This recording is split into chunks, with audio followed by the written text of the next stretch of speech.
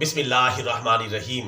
سوال: الیکشن میں دھاندلی کرنے یا کروانے کا شرعی حکم کیا ہے؟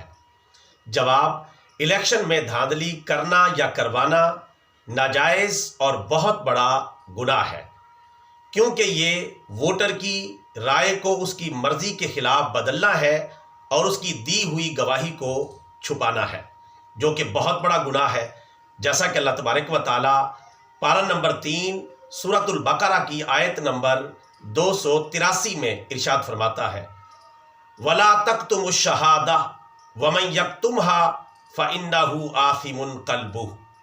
ترجمہ: اور تم گواہی کو نہ چھپاؤ، کیونکہ جو گواہی کو چھپاتا ہے اس کا دل گناہ گار ہے۔ لہٰذا اس آیت کریمہ سے بالکل واضح ہو گیا کہ دھاندلی کرنا یا کروانا یا اس کا حصہ بننا یہ بہت بڑا گناہ ہے اور ناجائز عمل ہے۔ لہٰذا چاہے کوئی فرد ہے، چاہے کوئی ادارہ ہے، چاہے کوئی شخصیت ہے، اس برے کام سے اسے بچنا چاہیے۔ اگر اس نے ایسا کیا تو اسے اس کی آخرت میں جواب دہی کرنا پڑے گی۔ پیغام اچھا لگا ہے آگے پھیلائیں، بطور صدقہ جاریہ channel subscribe, video like and share. جزاک اللہ خیرا۔